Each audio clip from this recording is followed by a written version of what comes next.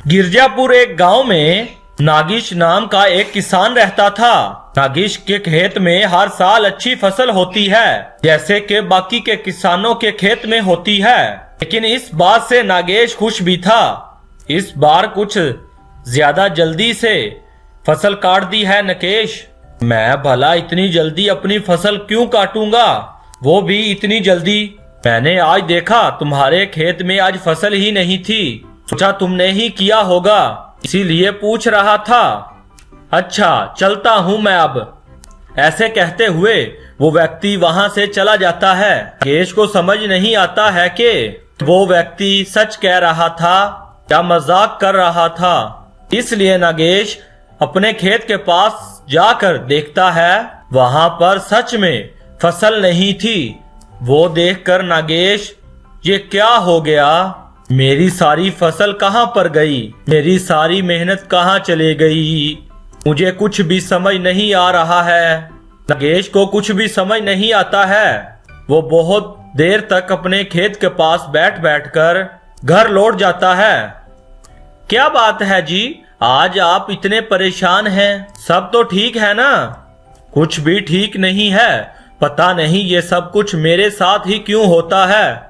ऐसे कहते हुए नागेश अपनी पत्नी को सारी बात बताता है। वो बात सुनकर नागेश की पत्नी भी बहुत दुखी होती है, लेकिन उसको ये सारी फसल गायब होने के पीछे का राज पता था। शायद आपको याद नहीं, आपके और आपके पवन दोस्त ने, अच्छा या बुरा मुझे नहीं पता, लेकिन इससे जरूर इसका संबंध है। अपनी पत्नी की बात सुनने के बाद नागेश को भी ऐसे ही लगता है, इसलिए वो अपने दोस्त से मिलने को जाता है। पवन भी अपने घर में उदास बैठा हुआ था।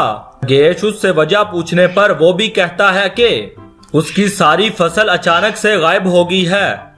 मेरे साथ भी ऐसा ही हुआ है पवन, मुझे लगता है कि जरूर उसी की वजह से ये हो रहा है। हमें उसे कैद नहीं करना चाहिए था, उसने हमें चेतावनी दी थी।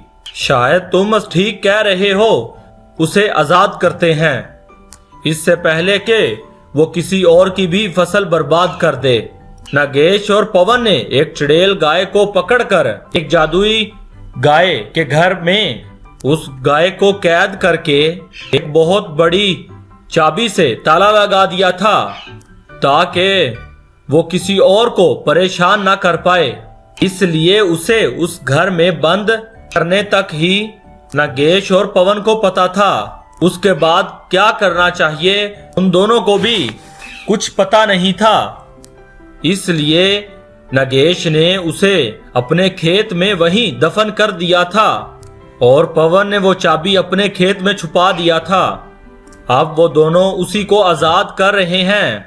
आहा, कितना सुकून मिल रहा है इतने दिनों बाद ताजी हवा को महसूस करने के बाद। लेकिन वो दो राक्षस कहाँ हैं जिन्होंने ये मेरा हाल किया था? तुम दोनों ही तो हो वो राक्षस। पवन भाग, इसे आजाद करके हमने बहुत बड़ी गलती कर दी है। ऐसे कहते हुए पवन और नागिश भागने लग पड़ते हैं। वो भूत उन दोनों का पीछा करते हुए गांव में आती है और सब तोड़फोड़ करने लग पड़ती है। वो देखकर गांव वाले, मैं कहता था ना कि भूत सच में होते हैं, लेकिन कोई भी मेरी बात नहीं मानता था। कोई तो बचाओ मुझे इससे। पवन अपने घर में जाकर छुप जाता है और नागेश अपने घर में छुप जाता है। नागेश अपनी पत्नी को कहता है कि उसने डर के भूत को आजाद कर दिया है। ये भी कहता है कि ये सब कैसे शुरू हुआ है। एक दिन पवन अपने खेत से एक बड़ी सी छावी पकड़कर लेकर आया था। उस छावी के एक मंत्र को पढ़ने पर ये घर निकल कर आया और कहीं ये भूतनी चुम्बक की तरह आकर इस घर में कैद हो गई। हम डर गए थे, इसलिए हमने उसे वहां दफन कर दिया। ऐसी बात है तो उस चाबी को किसी समुद्र के पास ले जाकर मंत्र पढ़ो, तब वो वहां पर कैद हो जाएगी और किसी को भी वहां पर परेशान नहीं कर पाएगी। ठीक ये कहकर नागेश अपना चेहरा छुपाकर पवन के घर जाकर सारी बात बताता है।